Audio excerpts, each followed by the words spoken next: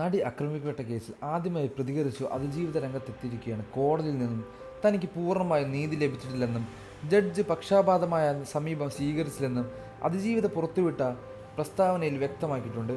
8 വർഷം 9 മാസം 23 ദിവസങ്ങൾ ഏറ്റവും വേദനാജനകമായ ഈ യാത്രയുടെ അവസാനം എന്നോണം വെളിച്ചത്തിൻ്റെ നേരിയ കണ്ണിക മാത്രമാണ് ഞാനിപ്പോൾ കാണുന്നത്. പ്രതികളിൽ 6 പേർ ശിക്ഷിക്കപ്പെട്ടിരിക്കുന്നു. എൻ്റെ വേദനകളെ നുണയും ഈ കേസ് കെട്ടിച്ചമച്ച കഥയെന്നും പരിഹസിച്ചവർക്കായി ഞാൻ ഈ വീഡിയോ സമർപ്പിക്കുന്നു. നിങ്ങൾക്ക് ഇപ്പോൾ അല്പം ആശ്വാസം കിട്ടുന്നുണ്ടാകുമെന്ന് ഞാൻ കരുതുന്നു. അതുപോലെ ഒന്നാം പ്രതി എൻ്റെ പേഴ്സണൽ ഡ്രൈവർ ആയിരുന്നെന്ന് ഇപ്പോഴും പറയുന്നവരോട് അത് ശുദ്ധമായ നുണയാണ്.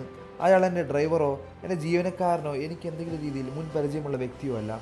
ഞാൻ വർക്ക് ചെയ്ത ഒരു സിനിമയ്ക്ക് വേണ്ടി പ്രൊഡക്ഷനിൽ നിന്ന് നിയോഗിക്കപ്പെട്ട ഒരാൾ മാത്രമാണ്. ഈ ക്രൈം നടക്കുന്നതിന് മുമ്പ് 1-2 തവണ മാത്രമാണ് ഞാൻ അയാളെ കണ്ടിട്ടുള്ളത്. അതുകൊണ്ട് ദയവായി നിങ്ങൾ അതനുസരിച്ച് കഥകൾ പറയരുത്. നിർത്തുമെന്ന് കരുതുന്നു. ഈ വിധി പലരെയും ഒരുപക്ഷെ നിരാശപ്പെടുത്തിയേക്കാം. എന്നാൽ 2020 അവസാനം തന്നെ ചില അന്യായമായ നീക്കങ്ങൾ എനിക്ക് ബോധ്യപ്പെട്ടിരുന്നു. കുറ്റാരോപിതരിൽ ഒരാളുടെ കാര്യത്തിലേക്ക് അടുക്കുമ്പോൾ കേസ് അതുവരെ കൈകാര്യം ചെയ്തു എന്ന രീതിയിൽ മാറ്റം സംഭവിച്ചിരിക്കുന്നു എന്ന് പ്രോസിക്യൂഷന് മനസ്സിലായിരുന്നു. കഴിഞ്ഞ കുറച്ച് വർഷങ്ങളായി എനിക്ക് ഈ കോടതിയിൽ വിശ്വാസമില്ലെന്ന് പറഞ്ഞുകൊണ്ട് ഞാൻ ബഹുമാനപ്പെട്ട ഹൈക്കോടതിയും ബഹുമാനപ്പെട്ട സുപ്രീം കോടതിക്ക് സമീപിച്ചിരുന്നു. എനിക്ക് ഈ കോടതിയിൽ വിശ്വാസമില്ലെന്ന് പറഞ്ഞുകൊണ്ട് ഞാൻ ബഹുമാനിക്കപ്പെട്ട ഹൈക്കോടതിയെയും ബഹുമാനിക്കപ്പെട്ട സുപ്രീം കോടതിയെയും സമീപിച്ചിരുന്നു.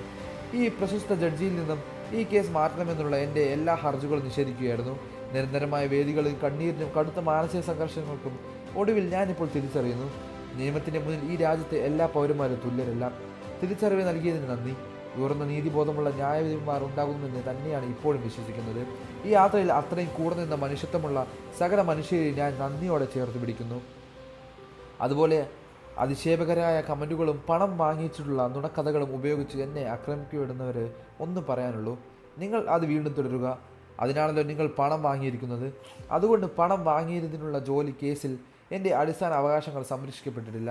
ഈ കേസിലെ ഏറ്റവും പ്രധാനപ്പെട്ട തെളിവായ മെമ്മറി കാർഡ് കോടതി കസ്റ്റഡിയിൽ ഉണ്ടായിരിക്കെ അനധികൃതമായി 3 തവണ തുറന്നു എന്നും പരിശോധിച്ചു എന്ന് കണ്ടെത്തി. ഈ കേസിൽ ഏറ്റവും ആദ്യം എത്തിയ 2 പബ്ലിക് പ്രോസിക്യൂട്ടർമാർ കോടതിയിലെ അന്തരീക്ഷം പ്രോസിക്യൂഷനോട് ശത്രുപരമായി പെരുമാറുന്നതിനെ വ്യക്തമാക്കി രാജിവെച്ചു. അവർ ഇരുവരും എന്നോട് പറഞ്ഞ് ഈ കോടതിയിൽ നിന്ന് നീതി പ്രതീക്ഷിക്കേണ്ടതില്ല എന്നാണ്. അവർക്ക് ഈ കോടതിയിൽ പക്ഷപാതം ഉണ്ടെന്ന് തോന്നൽ ഉറപ്പായതിനാലാണ് ഇത്. മെമ്മറി കാർഡ് അനധികൃതമായി കൈകാര്യം ചെയ്തതുമായി ബന്ധപ്പെട്ട് സമഗ്രമായ അന്വേഷണം നടത്തണമെന്ന് ഞാൻ പലതവണ ആവശ്യപ്പെട്ടു. എന്നാൽ അതുമായി ബന്ധപ്പെട്ട അന്വേഷണ റിപ്പോർട്ട് ആവർത്തിച്ച് ആവശ്യപ്പെട്ടിട്ട് നൽകിയിരുന്നില്ല. പിന്നീട് ഹൈക്കോടതി നിർദ്ദേശപ്രകാരം മാത്രമാണ് നൽകപ്പെട്ടത്.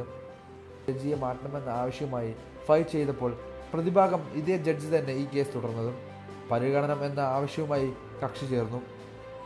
ഇതെല്ലാം എൻ്റെ സംശയങ്ങൾക്ക് ബലം നൽകിയൊന്നായിരുന്നു. ഏതറ്റം വരെ ഞാൻ എൻ്റെ നീതിക്ക് വേണ്ടി പോരാടുമെന്ന് തന്നെയാണ് ഭാവന പറയുന്നത്. കൂടുതൽ വാർത്തകളും വിശേഷങ്ങളും അറിയാൻ ഈ വീഡിയോ ലൈക്ക് ചെയ്ത് ചാനൽ സബ്സ്ക്രൈബ് ചെയ്ത് സപ്പോർട്ട് ചെയ്യുക.